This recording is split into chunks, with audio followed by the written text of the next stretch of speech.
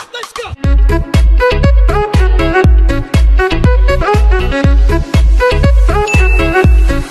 One, two.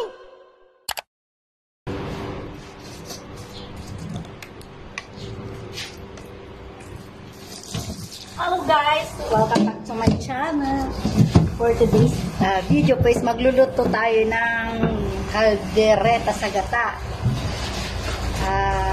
Yung meat po natin is baboy. Buto-buto. 5 kilo yung lulutuin ni Mr. ngayon na kaldereta sa gata. Yan, linisan po muna natin yung ating gazerola. Cosmico.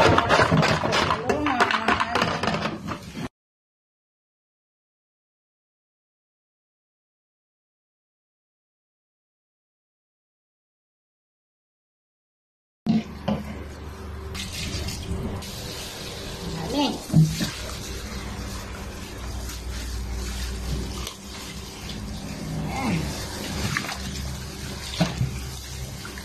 5 kilo po yan. 5 kilong karne ng baboy. Ayan.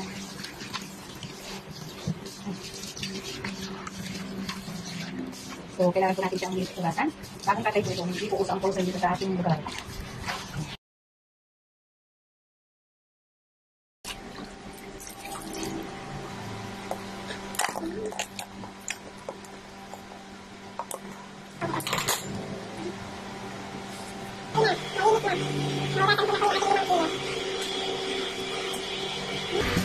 Pasalubong po galing kay Mami ito. Itong mga kalat dito sa lamesa. Ito po yung ating mga kalat.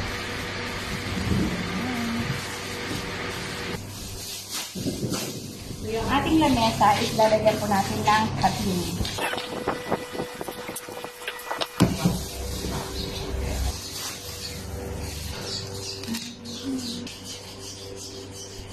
Pwede pa po tayong magbalat ng ating mga gulay.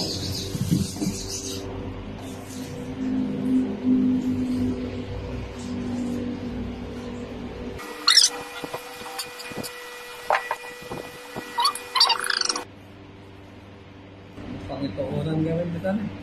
Yan. Ang mana idenya di lamasan ay. Di gasol? Aja paglepan mo. Yun yan, dati ang pag-ano nila. Ya?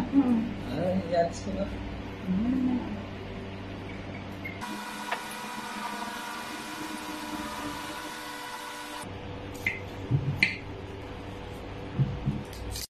Ayan lang, mahiwagang kasirola ni Mister.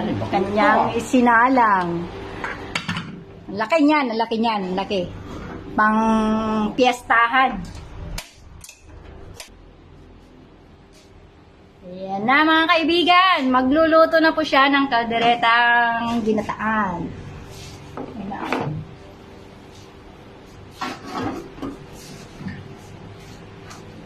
Ay, bagam nung wala. May agasugol. Yan, lalagyan na po natin ng mantika yung ating kaserola.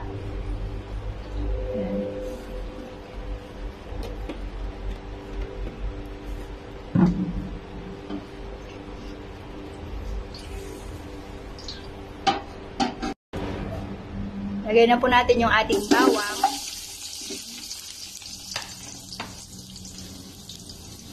At yung ating buo-buong paminta.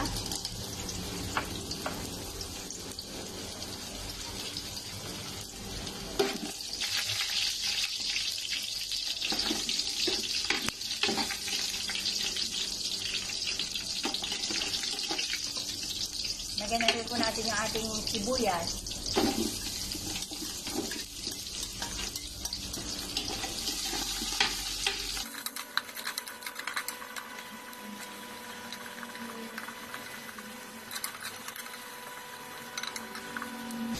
Yan, so ilalagay na po natin yung ating karne.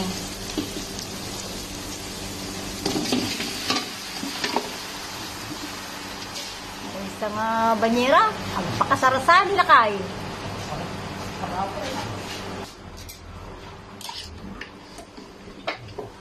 Ay na, atanti ko na nila kayo nga, mabrek jebrana. Ang atalaw na atila babo ngayon paaramin.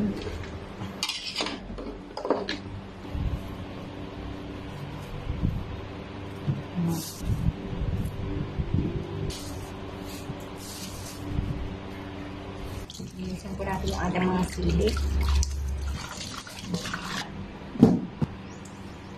Upo muna tayo. Upo tayo sa ano na yun.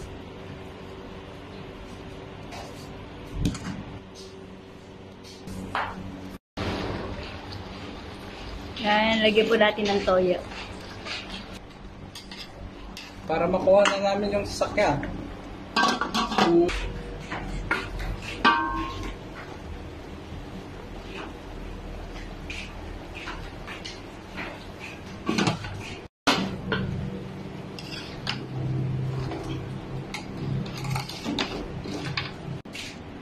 Ang gagamitin po ni Mr. ngayon na panggata is yung fresh na nyog.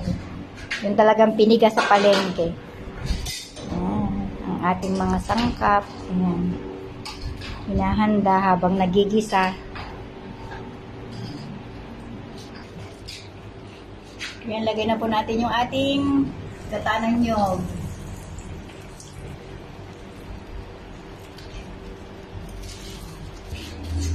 Isang ganito, isang plastic, isang nyog po ito.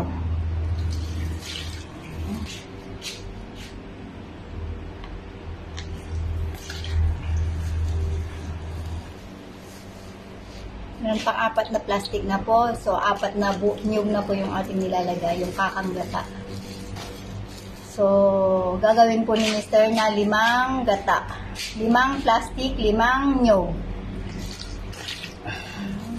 Para lumambot na po at manuot yung kanyang lasa sa ating karne. So, haluin na po natin yung ating niluluto. So, palambutin na po natin siya sa gata ng nyog. Balikan po natin siya mamaya. Walang pa?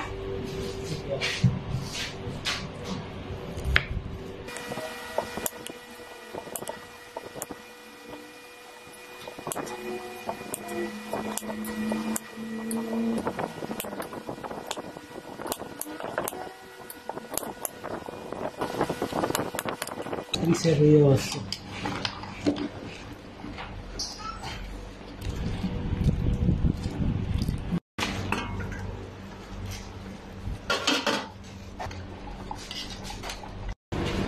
Yan, at paglalagay na po tayo ng ating gulay, ilagay na po natin yung ating carrots at saka patatas.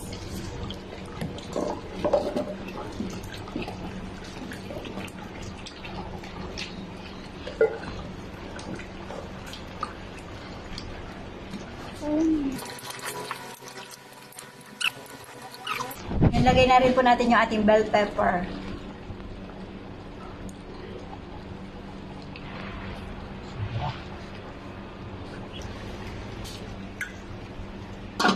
At ngayon po, bubuksan na po natin itong tomato paste. Sobrang laki naman po yung binili ni Mother. Kaya ang gagawin po natin is lalagyan natin sa plastic ng yelo yung sobra. Lagyan natin sa ref.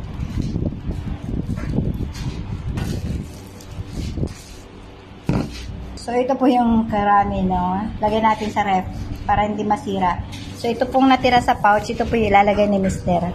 Marami pa pong laman to.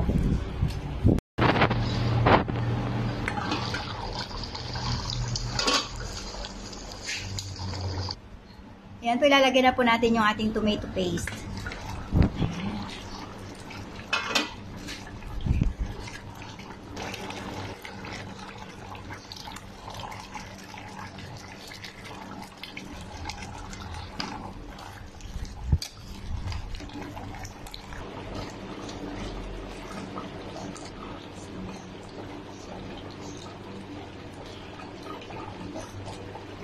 Talagang sinagad ko yung nasa pouch. Sorry lang.